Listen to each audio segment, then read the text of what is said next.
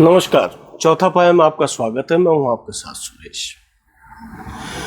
आज की अगर हम बड़ी खबरों की बात करें तो पहली बड़ी खबर यह है कि प्रधानमंत्री नरेंद्र मोदी की जो चीन में शंघाई कोऑपरेशन ऑर्गेनाइजेशन यानी SCO की बैठक के दौरान रूस के राष्ट्रपति व्लादिमीर पुतिन से मुलाकात हुई है और लगभग 50 मिनट तक उन्होंने एक ही वाहन में साथ में सफ़र करते हुए बात की। इसके अलावा द्विपक्षीय बैठक भी हुई है।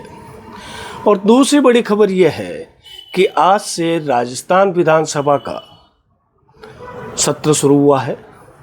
मानसून सत्र है और इसके पहले दिन ही हंगामा हो गया और शोकाव्यक्ति के बाद में बैठक बुधवार सुबह तक स्थगित कर दी गई। और तीसरी बड़ी खबर है और वो इम्पोर्टेंट खबर है कि राष्ट्रीय स्वयंसेवक संघ के प्रमुख मोहन भागवत आज 9 दिन के प्रवास पर जोधपुर पहुंचे हैं और जोधपुर में RSS की अखिल भारतीय समन्वय समिति की बैठक होगी जो 5 से 7 सितंबर तक है। लेकिन मोहन भागवत बैठक से पहले और बैठक के बाद भी जोधपुर में प्रवास करेंगे। संघ प्रमुख का जोधपुर प्रवास एक बड़ी घटना होती है और वो भी अखिल भारतीय समन्वय समिति की बैठक से पहले। अभी हाल ही उन्होंने दिल्ली में जिस तरीके के बयान दिए और संघ को एक तरीके से संघ के प्रति एक नया नैरेटिव और एक जो नया परसेप्शन जो है उन्होंने लोगों के सामने रखा है, जिसमें ये सामने आया कि संघ सिर्फ और सिर्फ जाति के आधार पर हिंदू की बात नहीं करता। लेकिन इस दौरान जो उनके बयान थे उसने राजनीति को भी प्रभावित किया है। अब चूंकि यहाँ जोधपुर में बैठक हो रही है, इस बैठक की अहमियत इसलिए भी है कि इस बैठक में भारतीय जनता पार्टी समेत संघ के 32 अनुषंगिक संगठन भी शामिल होंगे। और ऐसी बैठक में आमतौर पर भारतीय जनता पार्टी के राष्ट्रीय अध्यक्ष, संघ से जुड़े हुए भाजपा के पदाधिकारी और अन्य संगठनों के प्रमुख शामिल होते हैं, जिसमें VHP भी है, बजरंग दल भी है। तो ये लोग यहाँ बैठक में आएंगे और ये बैठक ऐसे समय में हो रही है जब भारतीय जनता पार्टी पिछले लगभग 1.5 साल से अपने राष्ट्रीय अध्यक्ष का फैसला नहीं कर पा रही है। चर्चाएं ये आ रही है कि संघ ने जो नाम सुझाए हैं उस पर प्रधानमंत्री नरेंद्र मोदी और गृह मंत्री अमित शाह की रजामंदी नहीं है। ये खबरें हैं और ये चर्चाएं हैं।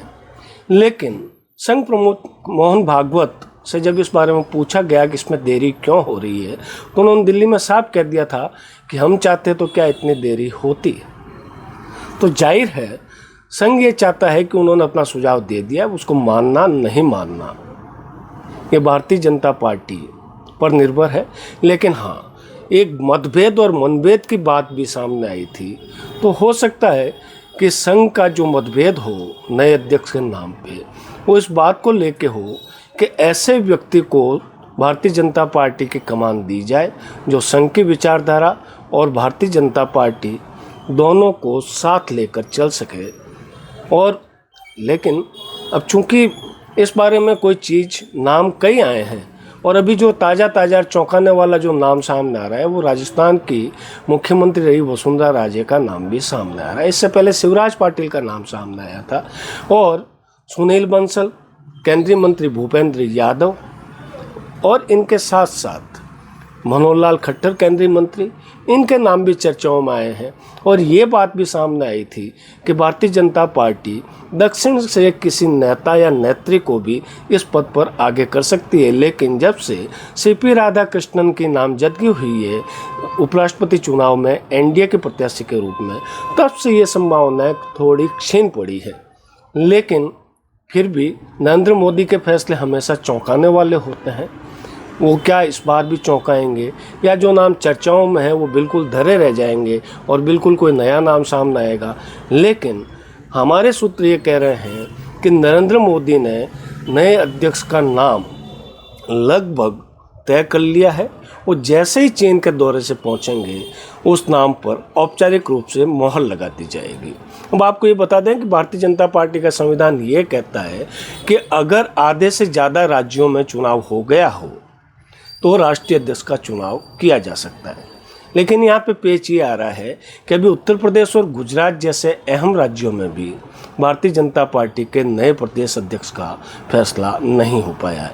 लेकिन एक बार इसको दरकिनार किया जा सकता है कि इनके फैसले बाद में हो सकते हैं।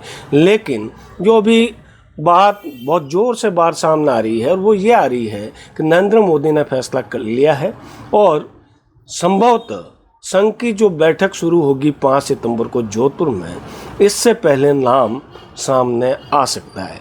हालांकि जो नामित होगा नेता नए अध्यक्ष के रूप में, वो तो इस बैठक में शायद ही शामिल हो पाए, कारण कि भारतीय जनता पार्टी के अध्यक्ष की अभी जो औपचारिक घोषणा होगी उसके बाद में चुनाव की प्रक्रिया होगी। इसमें भी लगभग 7 से 10 दिन का समय इस प्रक्रिया को पूरा करने में लगता है। लेकिन संघ की बैठक तो 5 सितंबर से ही शुरू हो रही है और 7 सितंबर को पूरी भी हो जाएगी।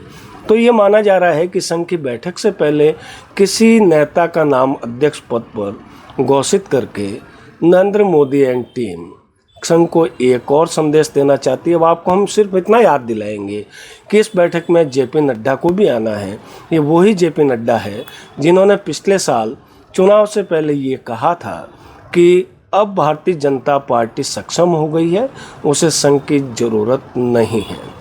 और लेकिन दूसरी तरफ ये भी बात है कि संघ की मदद के बिना अप्रत्याशित तौर पर भारतीय जनता पार्टी हरियाणा और महाराष्ट्र में सत्ता हासिल नहीं कर सकती थी।